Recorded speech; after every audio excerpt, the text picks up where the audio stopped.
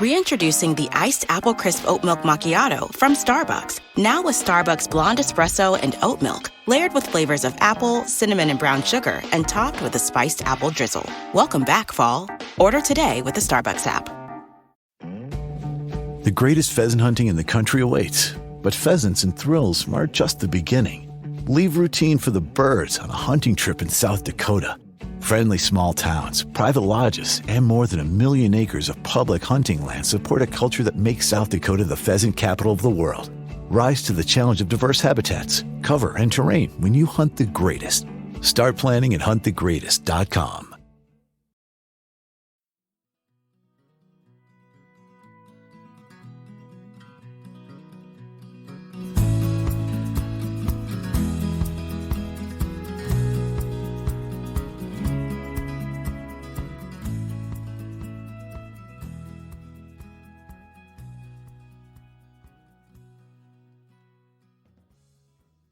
Hey folks, welcome to the Adventure Sports Podcast. This is a throwback episode to episode 496. Came out, gosh, when did that come out? Yeah, on March 22nd, 2019. And Heather Anderson is the first woman to hike all 3 Triple Crown hikes, the Appalachian Trail, the Pacific Crest Trail, and the Continental Divide Trail in a single calendar year. That's almost 8,000 miles of trail over 251 days to complete, and led her to become, when she did this, she became a 2019 National Geographic Adventurer of the Year. She is absolutely no joke. Just legendary in the world of backpacking and adventure already, and it was a pleasure to talk to her so close to the ending of her experience, so this is a real treat. She also at the time, held the overall record for self-supported fastest known time of the Pacific Crest Trail and the women's self-supported FKT of the Appalachian Trail. In her book that she wrote about the experience, technically it's about her first thru-hike before this, but also came out right after this, was called Thirst, 2,600 Miles to Home. It came out in 2019, and it recounts her story of leaving her unsatisfying job, a marriage, and the life that she had immediately after her first thru-hike in order to return back to the trail and begin hiking again. So I've read the book. It's amazing. You can find it anywhere. And also follow Heather. She hosts a podcast sometimes and also is on a ton of podcasts and is just an awesome storyteller. Great, amazing stories, and just, like I said, unbelievable achievement in the world of adventure to do all 3 of those trails in 1 year of your life. I don't even know how you go from there. It's unreal. So let's go ahead and jump in.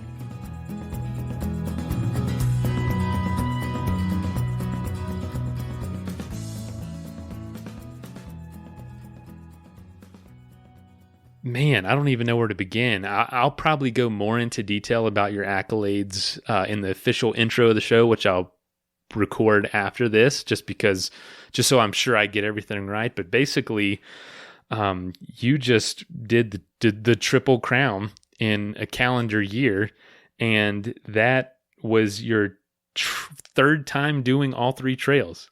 Correct. Yeah. What in the world? Doing one is that's a lifetime goal for 99% of people. You've done it 9 times, essentially. Yeah. Holy cow. Yeah, I mean, I used to be one of those people that thought people who hiked any of the Triple Crown trails more than once were crazy. It's like, why would you do that? And now I've done them all 3 times, and I'm like, well, I guess I've become one of those crazy people that I always were like, why would you do that? Yeah, I'm definitely one of those people. How do you accept, knowing, do you just kind of rely on, or you might just not mind? A lot of people climb the same stuff every day, year after year. Do you just look forward to seeing the same things again, or is it so big you kind of forget the details? Well, I mean, it's actually neither of those things. It is something to do with the size. I mean, the trails change every year; they're a little different. Like the Appalachian Trail is like 20 miles longer now than it was the first time I hiked it. So there's 20 miles of that trail that I didn't walk the first time. And, so there's constant changes and things like that. And also just the variation from year to year. I mean, you're never walking through the same place at the exact same, nothing's ever going to be exactly the same. And it's just such a long trail that there's just so much that's different, so much that changes from time to time. So even though you remember the basic landscape, it's still going to be different every time you hike. And really for me, it was just I had very different motivations each time I hiked the trails. And it was never my intention to set out to do them. Like I said, I never thought I would do them more than once, much less 3 times. But just at different points in my life, it was the logical choice to hike that trail. And that's just how it ended up turning out, I guess. Yes, I guess. Yeah.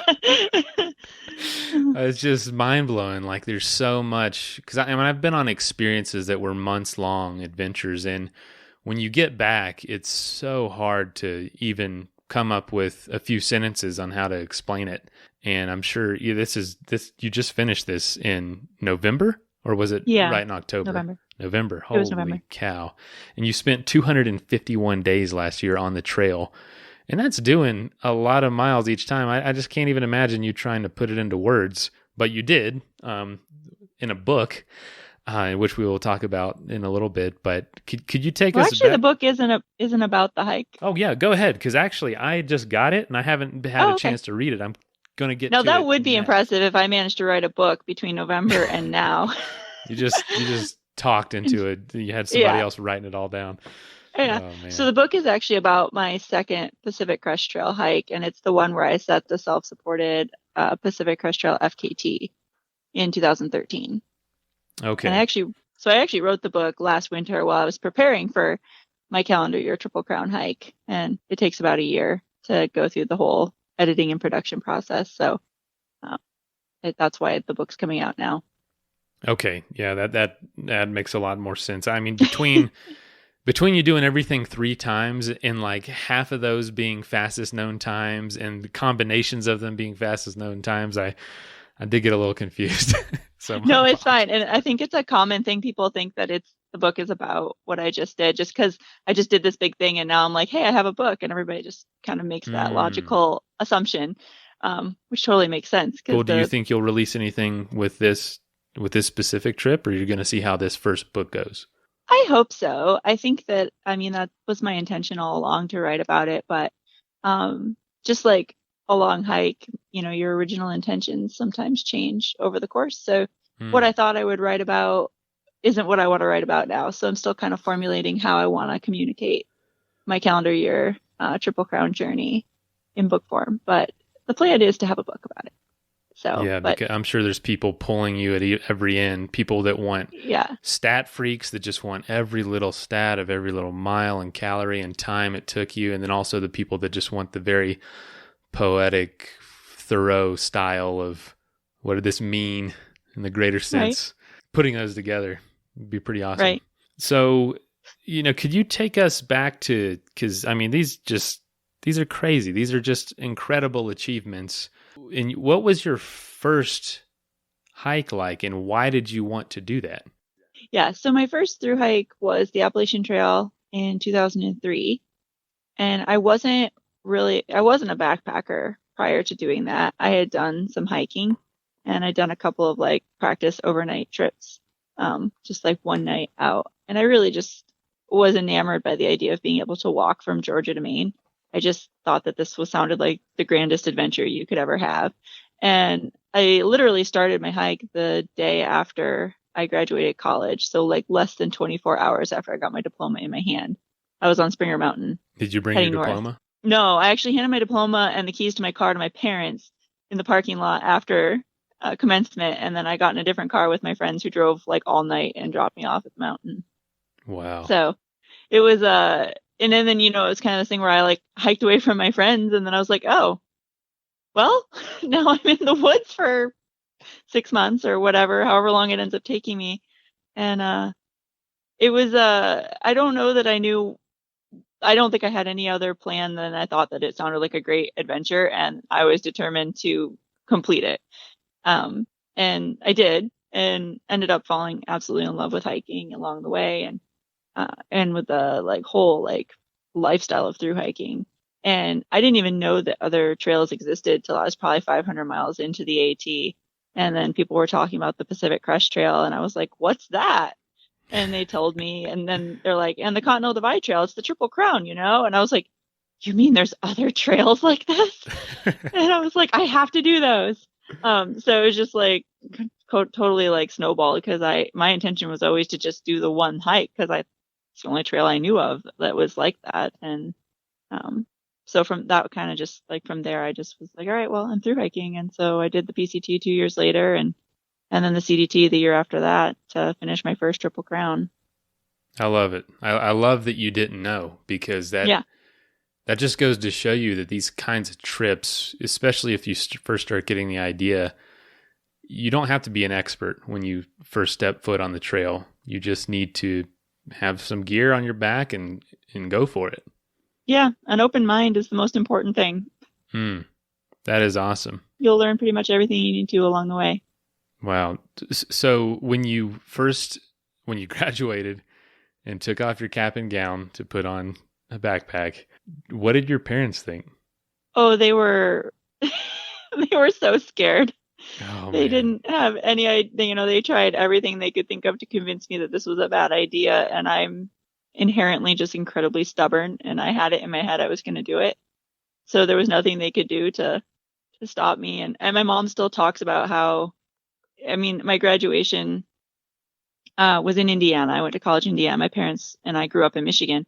And so she had to drive my car home from Indiana, and it was Mother's Day, and how she cried the whole way home.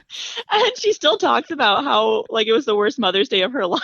And I mean, she's okay with it now. She's like, 100% supportive of what I do. But she was just so like scared for her baby girl was going off into the mountains with the wild animals and crazy people. But I wrote to her and I called her from the trail. And the more she learned about the trail and the trail community, and how I told her, like, you know, all the hikers watch out for each other out here, and it's like a family, and, you know, and she really started to like understand and like become excited about what I did. And you know, after I finished the trail, we actually had to drive to Florida for a family member's wedding, and I had detoured to Hot Springs, North Carolina, and took her to, because the trail actually, the AT walks right through Hot Springs. So the city sidewalk is the AT. So like I took her to the trail. She got to walk like a quarter of a mile of the AT and see the mountains. And it really like helped her connect with the experience I'd had. And ever since then, she worries because she's a mom, but she's been really supportive of everything since then. Man, that's a harsh Mother's Day for sure. Yeah. I still feel a little bad about that. I was on my first trip on a Mother's Day, and it was a bike trip, but it was about a 2.5-month bike trip. And I remember getting home, it was like 6,000 miles, and I wanted to ride to my dad's house, which was like 3 miles down the road. My parents are divorced, and my mom was like, "No, that's a dangerous highway." And I was like, "Mom, I just biked here. I got here yesterday. I biked here from Alaska, and it's in Florida." Mothers will not stop no matter what. Nope. And I'm not going to know what that's like until I have a child. But wow, poor thing. Yeah. I'm glad she supports you now. Yeah, me too. So after that trip, what you immediately, you know, you learned about the other two, basically diamonds of the Triple Crown. How quickly did it take you to do the next one? So that was 2003, and I hiked the PCT in 2005 and the CDT in 2006. And what did you do in between? I had to work and save some money because I was a broke college student when I did the AT. Like I had $500 to do the whole AT. Wow. Wow. So it was done on an extremely thin budget, and so I actually had to like work and save some money between that and my next two hikes. Unreal. So were you exceptionally quick on your AT? Maybe for a first timer that didn't know anything. I know not by your standards now, but were you considered kind of fast? Yeah, I was for then, the early 2000s. Like it's funny because it's like so different. It like makes me feel old now when I talk about my first hikes, because we didn't have cell phones and apps and all these things. And, you know, ultralight gear was just sort of starting. So I heard you had a $20 backpack. I don't know how much my backpack originally cost, but it was pretty cheap. It was, I think I got it from like a Walmart or something.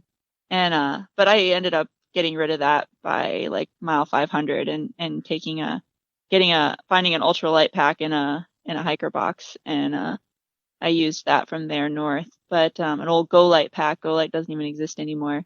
Oh, And yeah. Andrew Skirka was talking about Go Light. yeah. Yeah, they were like cutting edge, in 2003, and they were like brand new. So I had, ultralight gear that was lit, and I didn't even know it. I was like, well, this is lighter than the pack I have. But yeah, it took me exactly 4 months to hike the AT, and now lots of people do it in 90 days. But back then, 4 months was considered really, really fast. Let's take a quick message break and hear from the folks that help make this show possible. In this economy, every new potential hire can feel like a high-stakes wager for a small business. So you want to be 100% certain that you have access to the best qualified candidates available. That's why you have to check out LinkedIn Jobs. LinkedIn Jobs helps you find the right people for your team faster and for free. I have personally used LinkedIn Jobs to look for jobs, to hire folks, and it is amazing how simple the tools are, like screening questions. They make it easy to set up alerts, to focus on candidates, all that stuff. So if you would like to try LinkedIn Jobs to help find the qualified candidates that you want to talk to faster, post your job for free at linkedin.com/ASP. That's linkedin.com/ASP to post your job for free. Terms and conditions do apply. So don't wait and finish the year strong. Again, that is linkedinjobs.com/ASP. As all of you know, when it comes to getting ready for an adventure or actually doing the adventure, it usually involves a credit card of some sort. Credit card is just easier than cash to deal with a lot of the times. It's lighter. That's very important on a lot of adventures. But believe it or not, there's actually a credit card called the Aspiration Zero credit card that can help you tackle your negative impact on the climate just by using it. It's the first credit card that fights climate change by planting trees with every swipe. And the way it works is simple. With an Aspiration Zero credit card, you plant 2 trees with every purchase you make. And 2 trees soak up about the same amount of carbon dioxide in the air as the average American puts out every day. Not only do you help the planet when you swipe the card, you also get another green reward too. Cash money, baby. Unlimited 1% cash back on all your monthly purchases when you hit carbon zero for the month. So as you start buying things for that next adventure, or you're on the adventure and you use your card, you can know that you're offsetting a lot of what you're doing. So make your dollars make a difference. Apply for the Aspiration Zero credit card today and earn a $300 welcome bonus after spending $3,000 in the first 90 days. Apply right now at aspiration.com/ASP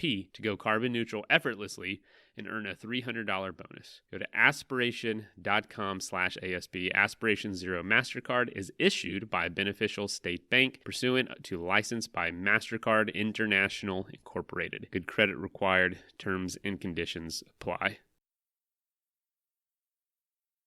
That is plenty of that for now. Let's get back into the episode.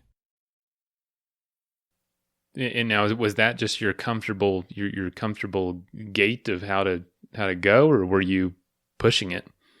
No, I was just hiking. I mean, I had no concept of pacing or anything like that. I was just getting up every day and hiking how I felt, and my love of hiking and my innate curiosity to just keep seeing what was around the corner just came out and led me to hike just all day. I've always just been an all day, everyday hiker. I didn't take really a lot of 0 days and didn't like to spend a lot of time in town.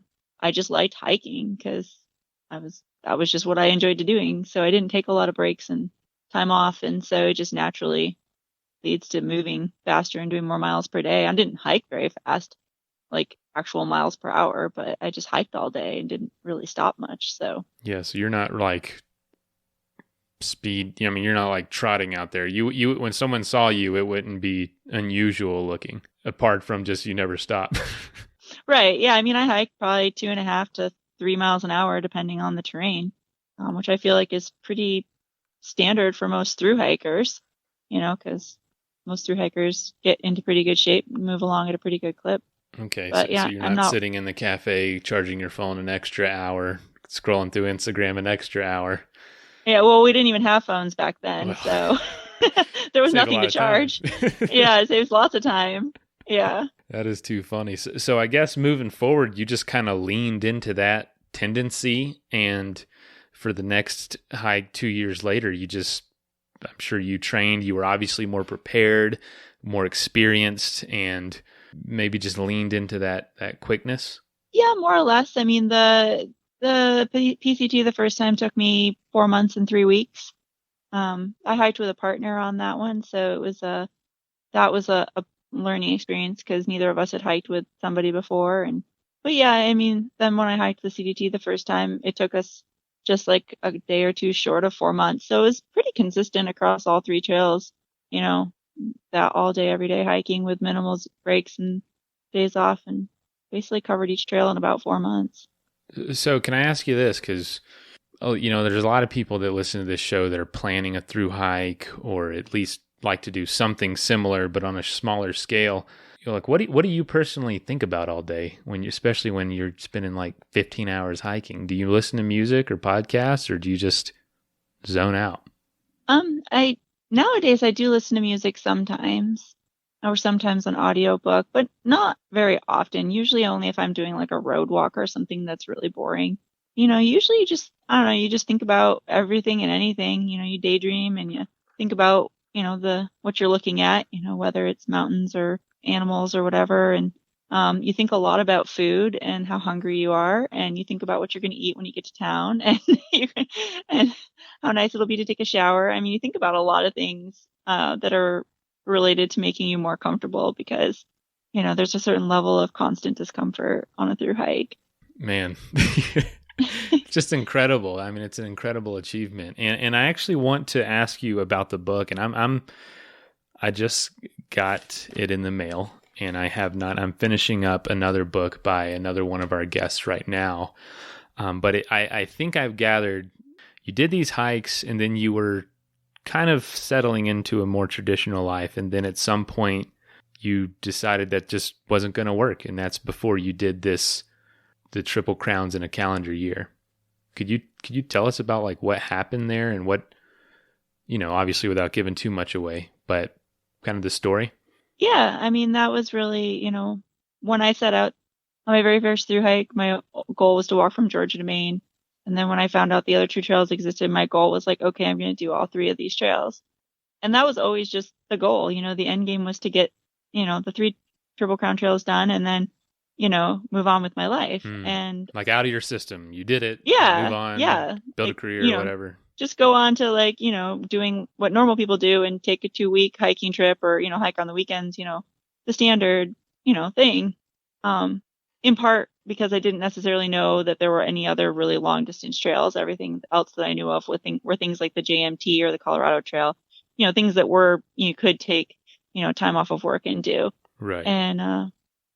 And just that was, kind of always the life path that I had been exposed to, was to just, do the things, get married, buy a house, have a job, have children, whatever, just kind of move through the normal life things. And I started off down that path, and I realized rather quickly, like, it wasn't a good fit for me. And I struggled a lot with it because I felt like I was somehow broken or messed up because I wasn't happy doing what you're supposed to do.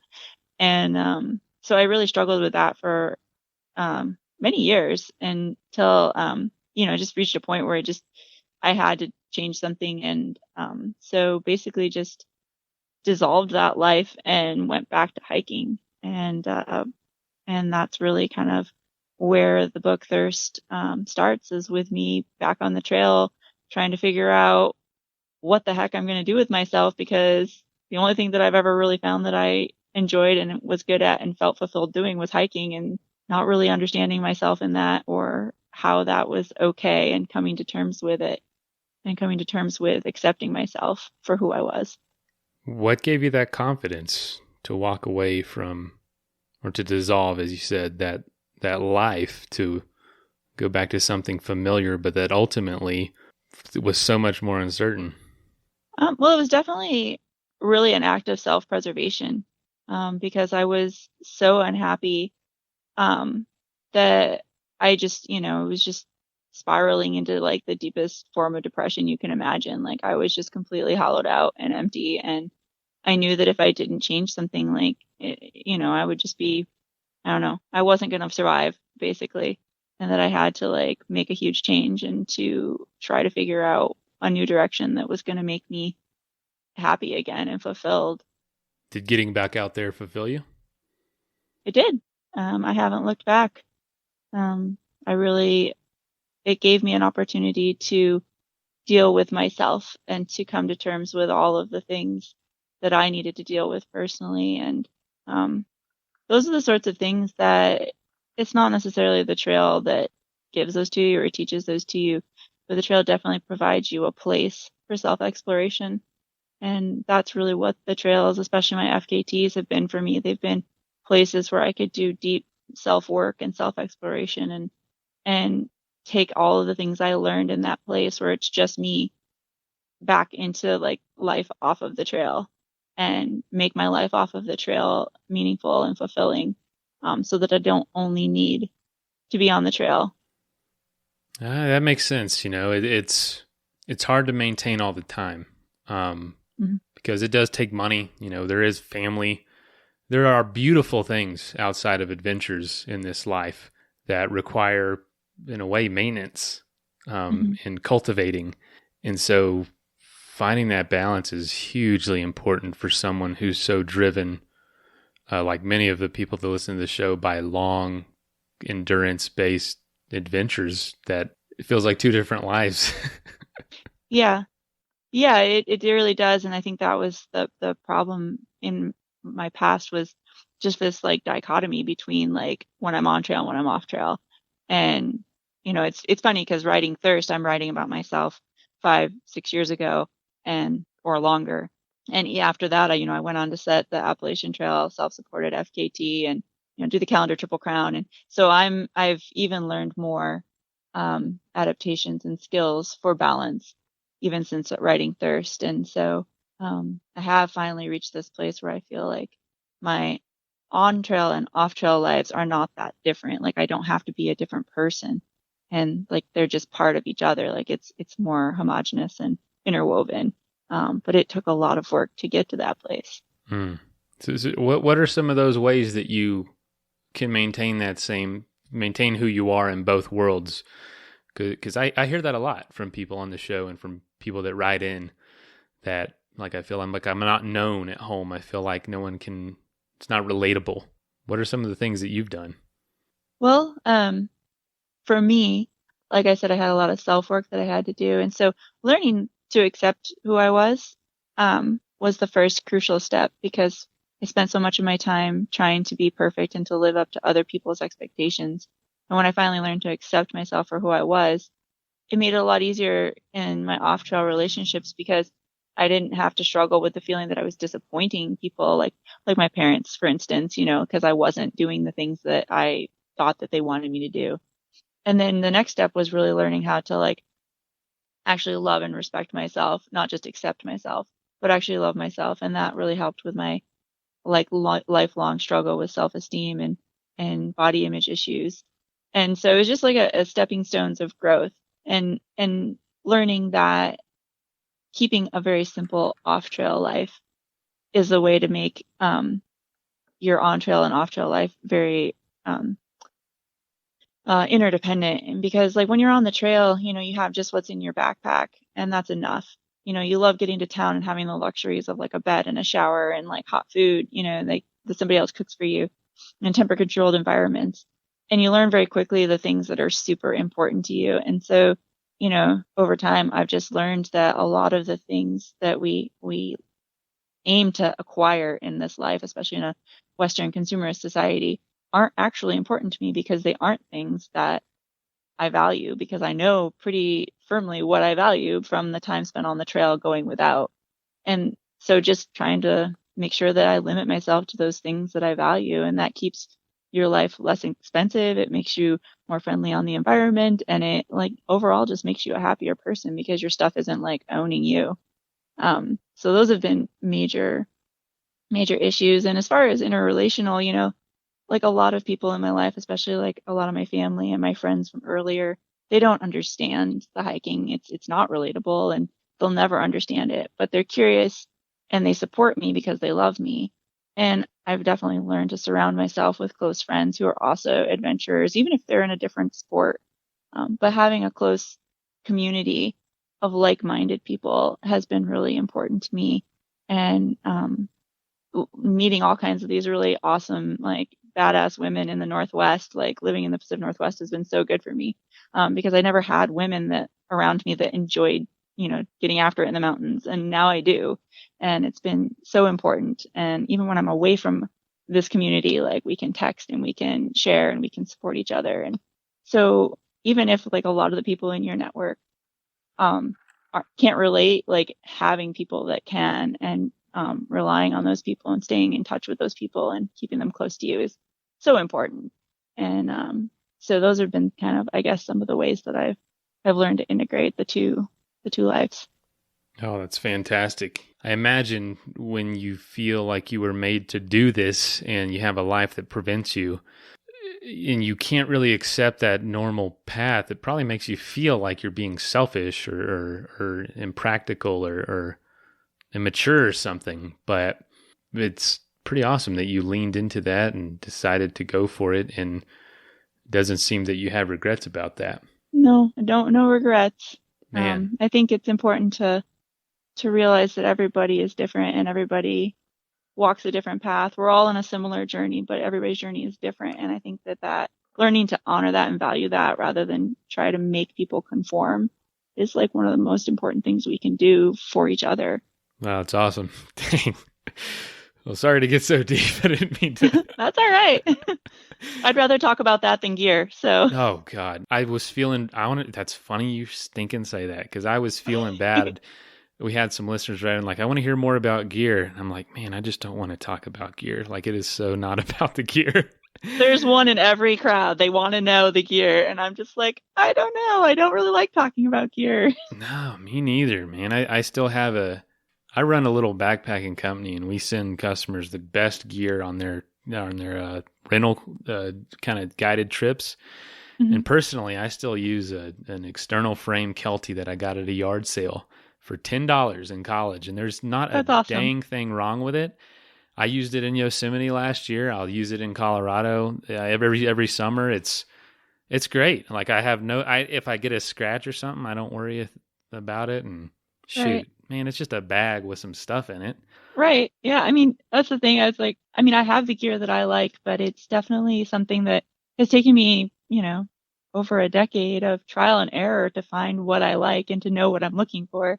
And then once I find the thing I like, I'm going to use it. And it doesn't mean that it's going to be the best thing for anybody else. It's funny to me because it's like the PCT specifically is very culty when it comes to gear. There's like the PCT shoe and the PCT tent and the PCT jacket. It's like every hiker, uses the same things. It's always been that way. And I remember on my first PCT hike feeling like that kid in school that doesn't have the things that all the other kids had, and being like, man, I need this pack and these shoes because all the other hikers have those and I don't. And I ended up getting the pack and the jacket. Yeah. And then I hated them. They didn't work for me. But it was so funny because I was like, I have to have these things because that's what real thru-hikers use. So gear is just a funny thing, and it's very individual, and you just really have to find what works for you. And now you're at the point, you might disagree, you seem humble about it all, but you're at the point where you can set the trend if you want to. You could be like, well, Heather wears Nikes. Right. No one does that. That's hilarious. For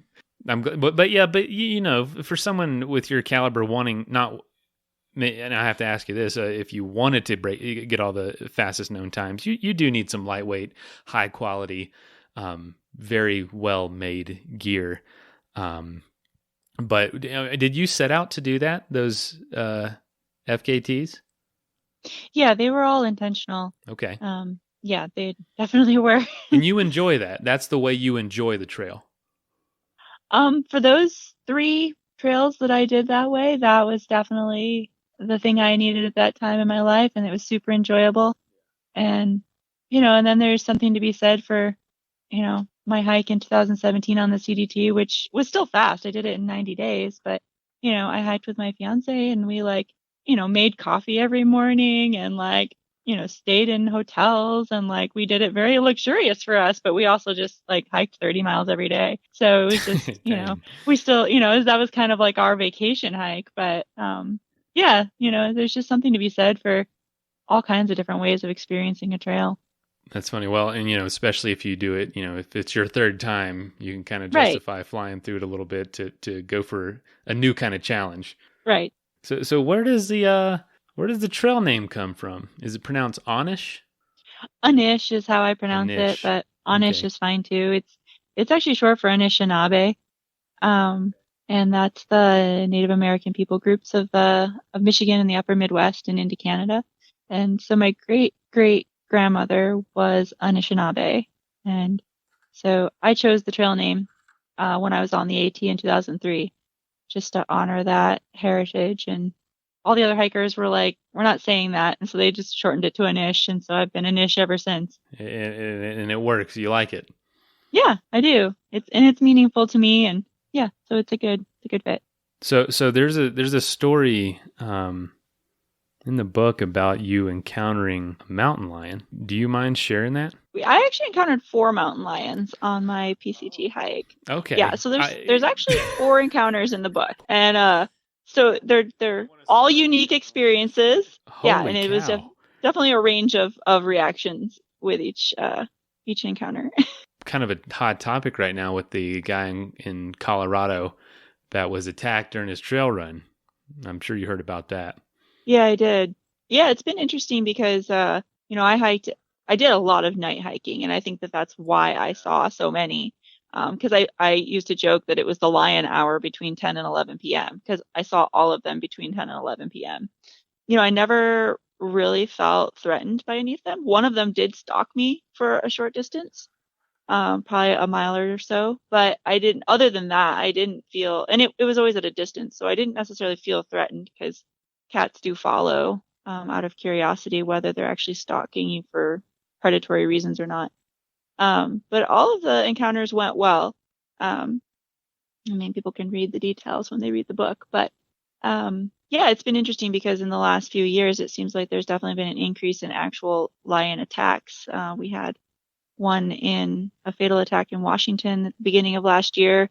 And then there was also a woman in the Mount Hood area that was attacked and killed by one last year as well. And then the guy in Colorado. So there's been just like an increase. And I don't know if it's just we're hearing more about it on the news or if there's just actually becoming an issue, becoming a problem. I don't know.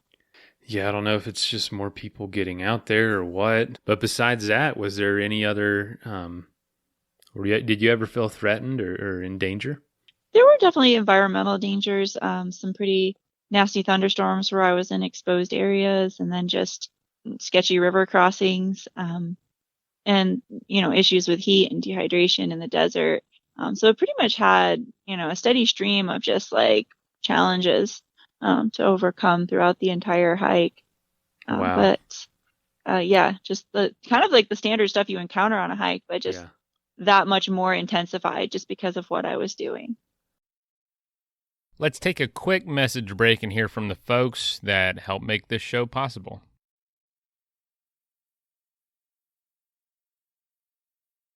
That is plenty of that for now. Let's get back into the episode.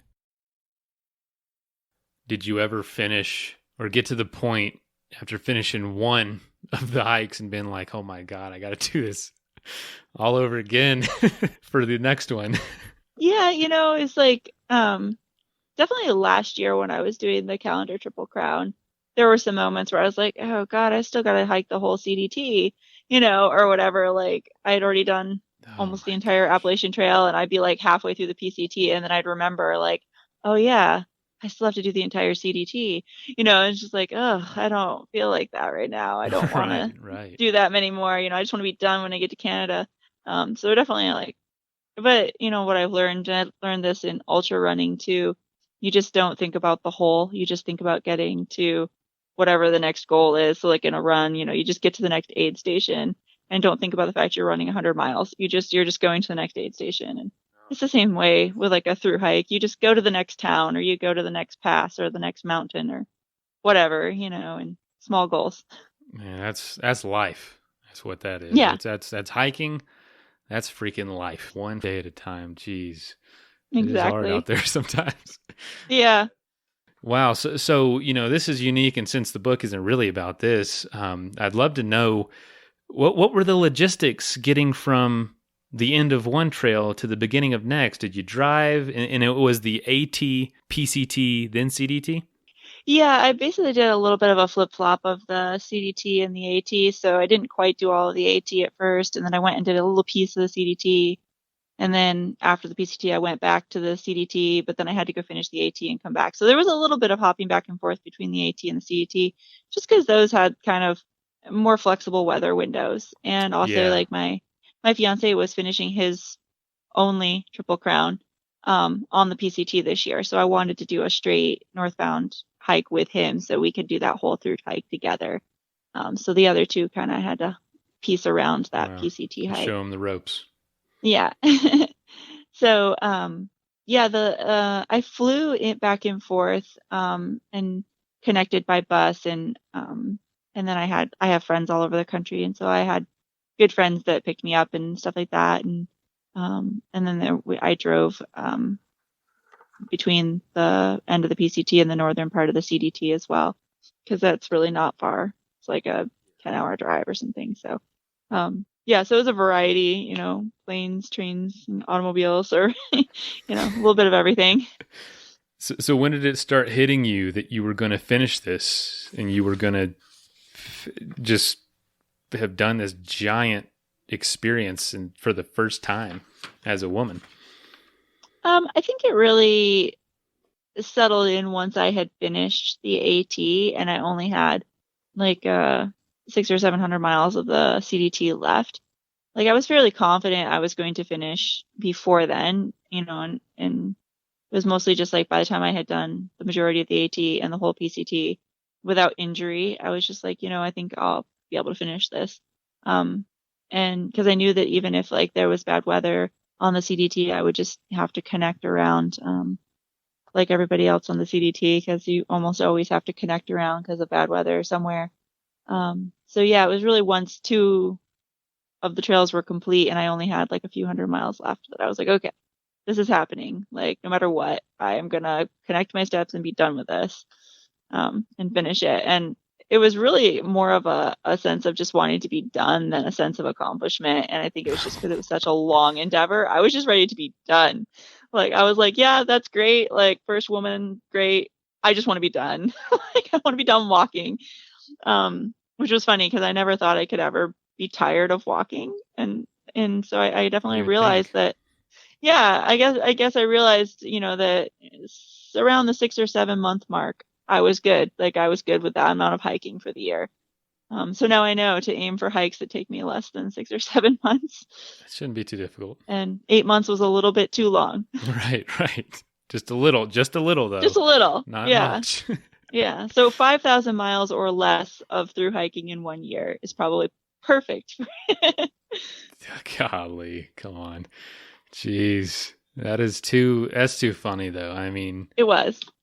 So what did you do? What was the next day after the trip like? I got in the car and drove. By yourself? Well, no, my fiance was there. Okay. So I stayed in a hotel in Grants, New Mexico, where I finished the hike. And the next day I don't even remember exactly how far we drove. We just drove because we were coming to Florida to visit family.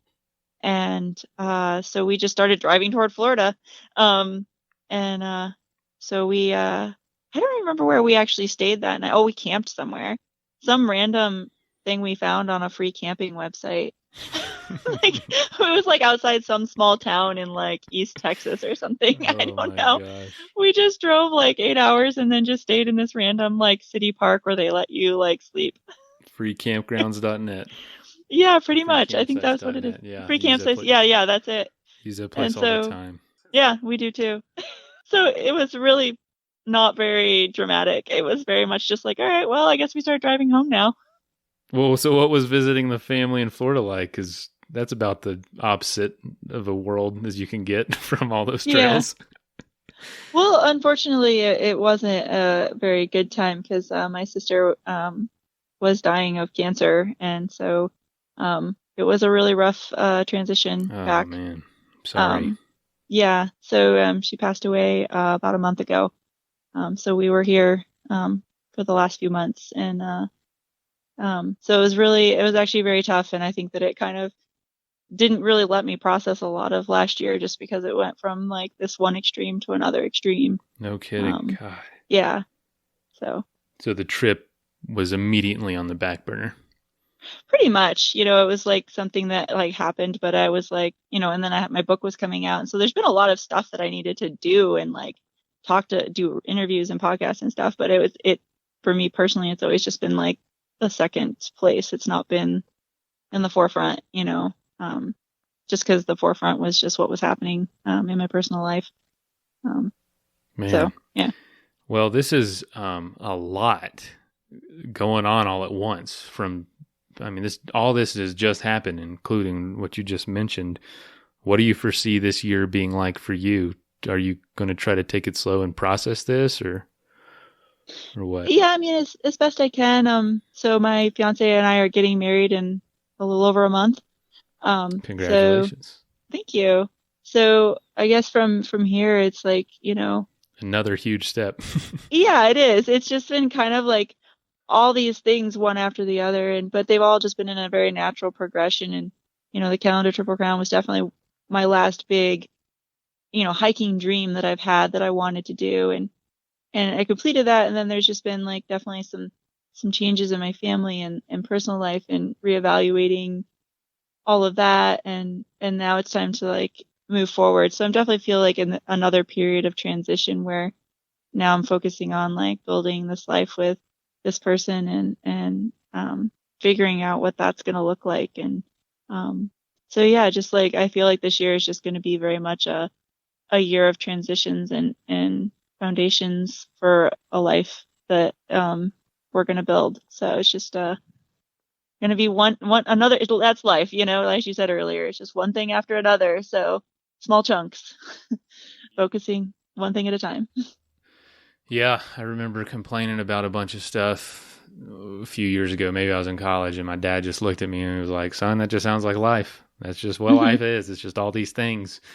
The moment you stop looking at all these things that happen to you as diversions, and you realize that these aren't diversions from your normal life, these are your normal life.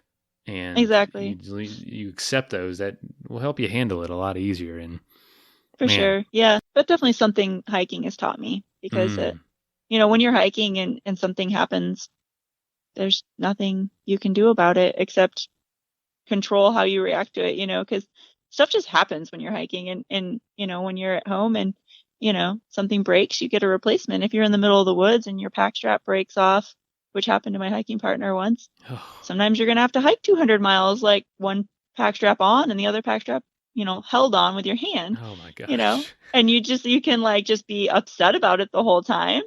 Or you can just be like, well, this is just reality now and move forward. And that's really just, the best way to handle everything in life really is to not spend a lot of time and energy on how things should be or whatever, or how life is just, all these distractions are happening, and just focus on what is and how you're going to deal with that and go forward.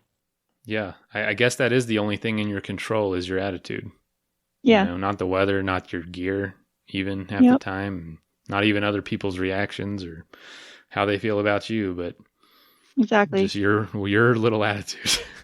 Yep. That's all you can control. And that's what you got to focus on, is how you're going to, because you're the only one in control how you are going to feel and how, you're going to react. So, man, well, I can't imagine the attitude you had to maintain on this hike. And I'm sure this has given you, so life is going to be in a way a little more normal than it was before, and something that you didn't handle before. Do you have a newfound confidence kind of trying it again?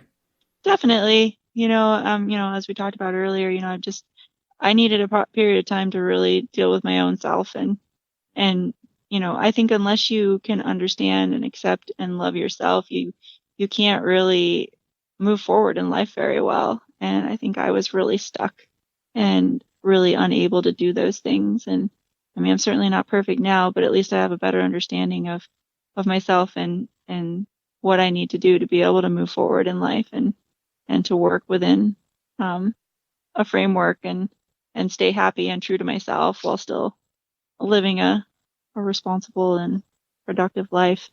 Yeah, I don't doubt one bit you'll be able to find that balance really, really well. And I'm extremely excited to get into this book now that I know a little bit more about it. Do you mind sharing where can people find the book and where can people follow you? Sure. So the book is being published by Mountaineers Books.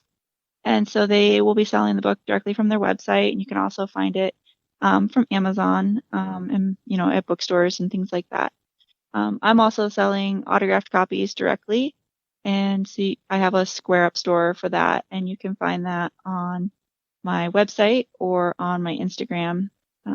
Basically, Instagram is where I do most of my following stuff. So my website is Anish Hikes, ANISHHIKES.wordpress.com. And then my Instagram is just Anish Hikes, ANISHHIKES. And so that's the best way to follow me is on those two. My website has information on like where I'll be speaking because I do a lot of public speaking and events. Yeah. So, I mean, that's kind of the best source where everything's in one spot. And then, I just post my adventures and stuff on Instagram. Well, Heather, congratulations. Congratulations on getting married soon. And thank you. I'm excited for you to test out this newfound, quote, normal life. It's going to be fun. Yeah. Yes, it should be a great adventure. And I'm sure another great book will come from it no matter what's going to happen. So congratulations and the best of luck to you. Thank you very much. All right. Well, have a good evening and thanks for being on the show. Yeah, you too. Bye-bye. All right. Bye. First of all, thank you so much for listening. It means the world to us that you choose to listen to this show. If you'd like to help us further, you can leave a review on iTunes, share us with your friends, your family. It goes a long way to grow in the show. You can also support us financially through patreon.com/adventuresportspodcast. Link is in the show notes. And also, if you have an idea of who could be a good guest for the show, we're always looking for people to tell their story about the outdoors or adventure. So if you know someone, please reach out. Email us at info@adventuresportspodcast.com. And until then, get out there and have some fun.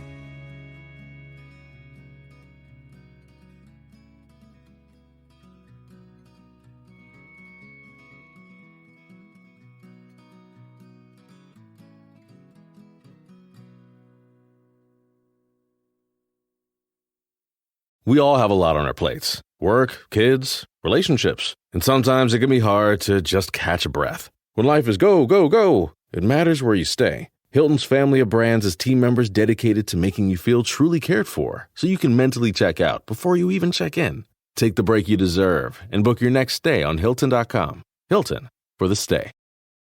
The last thing you want to hear while listening to your favorite podcast is another gimmicky ad. NJM feels the same way. It's why they provide award-winning service without the use of mascots or repetitive jingles. Instead, they focus on you and how you could save up to 25% on your auto insurance by switching to NJM. That's a whole lot of gas money. No jingles or mascots, just great insurance. NJM. Visit njm.com/podcast for a quote to see how much you could save on your auto insurance.